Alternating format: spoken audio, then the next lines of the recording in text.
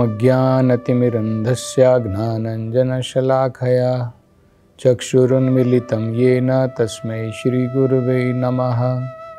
नमो ॐ विष्णुपदाय कृष्णप्रेष्ठाय भूतले श्रीमते भक्तिवेदान्तस्वामिन् इति नामिने। नमस्ते सरस्वते देवे गौरवाणी प्रचारिणे निर्विशेषा शून्यवादी पाश्चात्य देशतारिणे। जय श्री कृष्ण चैतन्य प्रभु नित्यानंदा श्री अद्वैत गदाधर श्रीवासदि गौर भक्तवृंदा। हरे कृष्णा कृष्ण कृष्णा हरे हरे, हरे राम राम राम हरे हरे। हरे कृष्णा। तो आज से हम नया अध्याय प्रारंभ कर रहे हैं। महाराज ऋषभदेव जो राजा नाभि के पुत्र के रूप में जिन्होंने जन्म लिया, जो स्वयं भगवान थे, अंशा कलया, ये पिछली कथा में हमने देखा था। भगवान ने स्वयं कहा था कि मैं राजा नाभि के पुत्र के रूप में, क्योंकि मेरे बराबर और कोई नहीं है, तो मैं स्वयं उनके पुत्र के रूप में, मेरा ही एक अंश उनके पुत्र के रूप में जन्म लेगा। तो इस अध्याय में भगवान के लक्षणों का वर्णन किया गया है। जब उन्होंने ऋषभदेव के रूप में राजा नाभि के घर में जन्म लिया। यहाँ पर इन लक्षणों का वर्णन क्यों किया गया है? क्योंकि जब भगवान इस संसार में आते हैं और एक आम व्यक्ति जब इस संसार के अंदर में आता है, दोनों में बहुत अंतर होता है। भगवान अपनी योग माया की शक्ति के द्वारा स्वयं अवतरित होते हैं। भगवान कर्म के बंधनों में फंस करके जन्म नहीं लेते हैं। हम जब इस संसार में जन्म लेते हैं, हमारा जन्म अलग होता है। हम अपने कर्म के अनुसार किसी माँ के गर्भ में जाते हैं, किसी परिवार में जाते हैं, किसी परिस्थिति में जन्म लेते हैं, किसी योनि में जन्म लेते हैं। तो भगवान का जन्म अलग होता है। और अगर हम भगवान के जन्म और भगवान के कर्म के बारे में तत्व में, सत्यता में अगर सही प्रकार से समझ लें, तो भगवान बताते हैं कि हमें पुनर्जन्म लेने की जरूरत ही नहीं पड़ेगी। भगवत गीता में स्वयं कृष्ण कहते हैं, जन्म कर्म च मे दिव्यम। जन्म और कर्म मेरे, जन्म कर्म च मे दिव्यम, मेरे जन्म और कर्म जो होते हैं वो दिव्य होते हैं। हमारे जन्म और कर्म दिव्य नहीं होते हैं।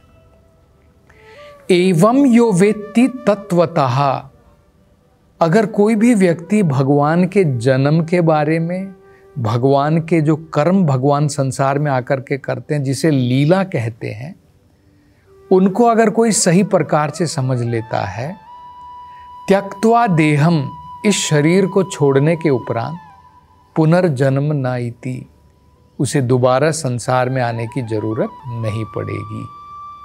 ये भगवान बताते हैं। तो इसलिए भगवान जब उन्होंने ऋषभदेव के रूप में अवतार लिया, उनके लक्षण इस अध्याय में बताए गए हैं। तो ये समझना बहुत महत्वपूर्ण है। सबसे पहले बताया है कि भगवान के चरण कमलों पर और भगवान के शरीर पर वो सभी प्रकार के चिन्ह अंकित थे जो भगवान के लक्षण होते हैं। भगवान के चरण कमलों के तले में, नीचे में कुछ विशेष चिन्ह होते हैं, जैसे उदाहरण के तौर पर कमल का फूल होता है और जिसे हम लोग कहते हैं ना फ्लैग, पताका, ये होता है। फिर जो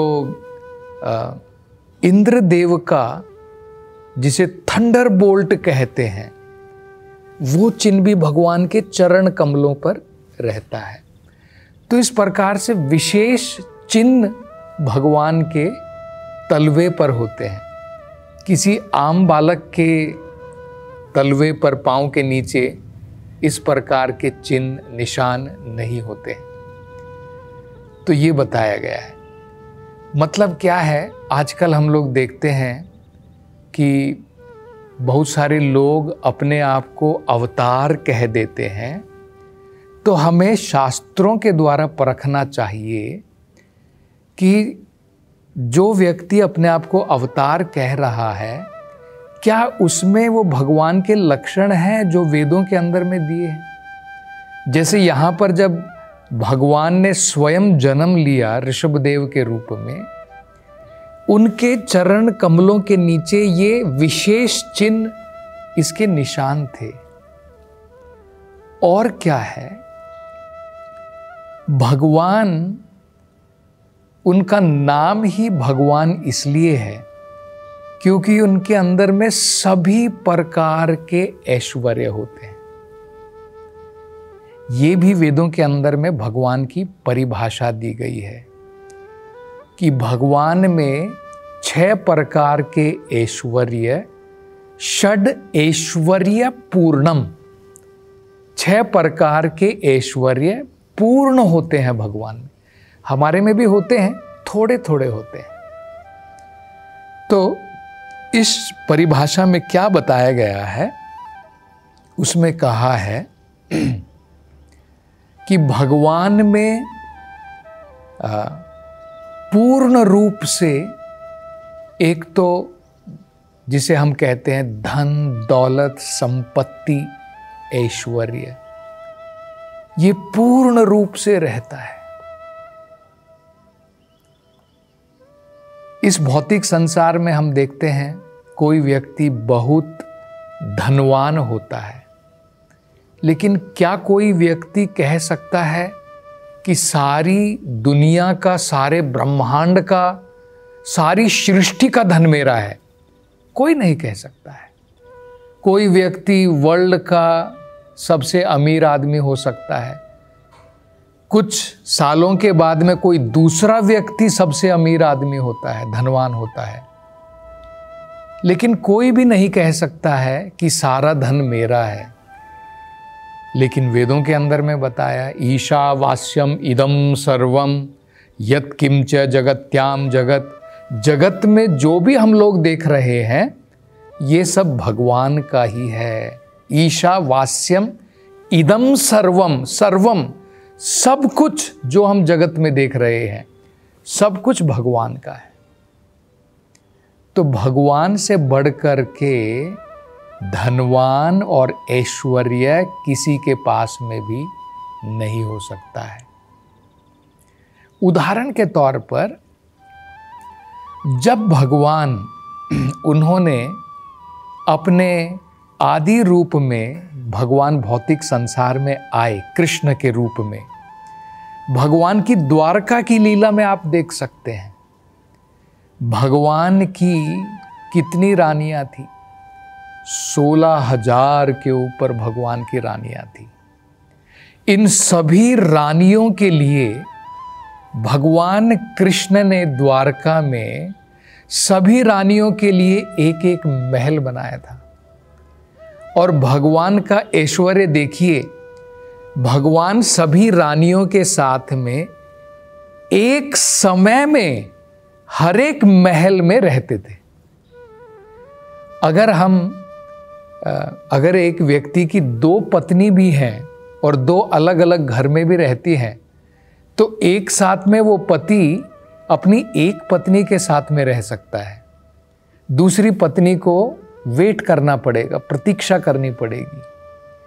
लेकिन भगवान का ऐश्वर्य देखिए, भगवान ने अपने आप को अपना विस्तार किया। जितनी उनकी रानियां थी उतनी रानियों के साथ में भगवान ने अपना विस्तार किया।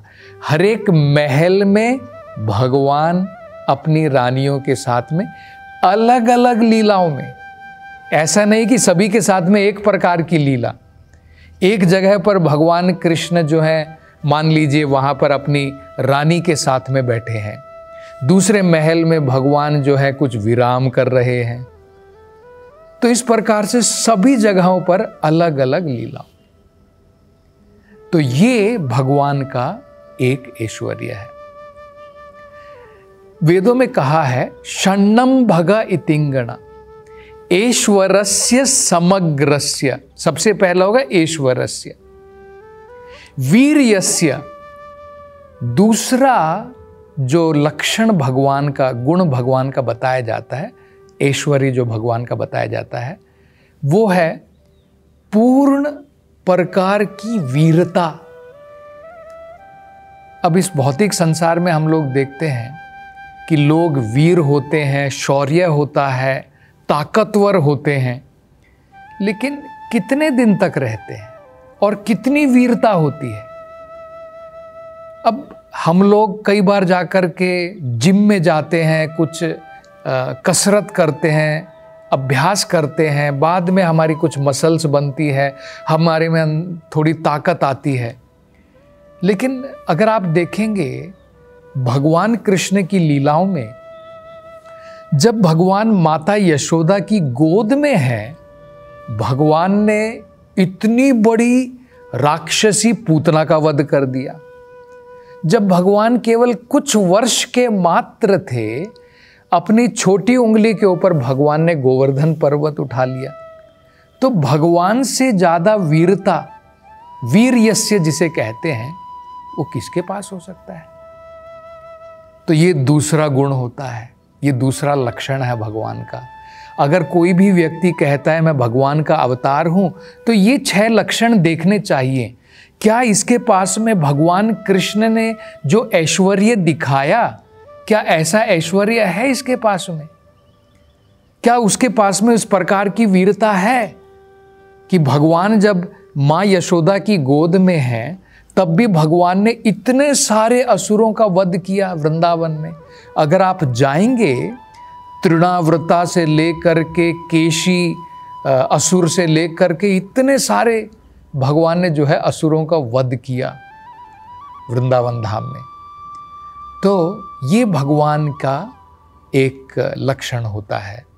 तो ये हो गया दूसरा, ऐश्वरस्य समग्रस्य वीर्यस्य यशसा। तीसरा हो गया संपूर्ण यश भगवान में होता है। हम लोग कुछ दिन के लिए फेमस होते हैं, मरने के बाद में कौन याद रखता है? आज कौन याद रखता है कहाँ गया हिटलर, कहाँ गया नेपोलियन? ये लोग अपने समय में बहुत फेमस थे, लेकिन आज कौन याद रखता है उनको? लेकिन देखिए भगवान ये 5000 साल पहले भगवत गीता भगवान ने कही थी महाभारत के युद्ध के समय में। आज 5000 साल बीत गए हैं और भगवत गीता का यश केवल बढ़ने में ही लगा है, घटता नहीं है। ये भगवान का यश है। तो ऐश्वर्यस्य समग्रस्य वीर्यस्य यशसा श्रिया, भगवान की सुंदरता संपूर्ण है। हमारे अंदर में भी थोड़ी सुंदरता होती है, लेकिन हमारी सुंदरता समय के साथ में चली जाती है। हमारी तरफ एक व्यक्ति, 2 व्यक्ति, कुछ लोग, 1000 व्यक्ति आकर्षित हो सकते हैं, लेकिन ये जो भगवान का नाम है कृष्ण, यही जो संस्कृत का शब्द है आकर्षण, उसी से बना है। भगवान की सुंदरता के बारे में कहा है कंदर्प कोटि विशेष शोभम। कंदर्प, करोड़ों कामदेव अगर एक साथ खड़े हो जाएं और भगवान की सुंदरता से तुलना करें, तो करोड़ों कामदेव को शर्म आ जाएगी भगवान की सुंदरता को देख करके। क्योंकि कोई मैच नहीं है, कोई तुलना नहीं है करोड़ों कामदेव की भी भगवान की सुंदरता से। तो ये हो गया श्रिया, यशस श्रिया, ज्ञान वैराग्यश्चैव, और भगवान के अंदर में संपूर्ण ज्ञान है। हमारे अंदर में अज्ञान है, हमको ज्ञान लेने की जरूरत पड़ती है, लेकिन भगवान, उनके अंदर में संपूर्ण ज्ञान है।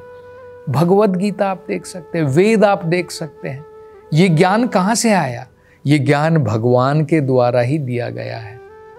और साथ साथ में वैराग्य पूर्ण रूप से। जैसे उदाहरण के तौर पर आप भगवान की लीला देखिए, राम के रूप में जब भगवान रामचंद्र के रूप में आए तो उनका अगले दिन पट्टाभिषेक होने वाला था, राजाभिषेक, उनको राजा बनाया जाने वाला था।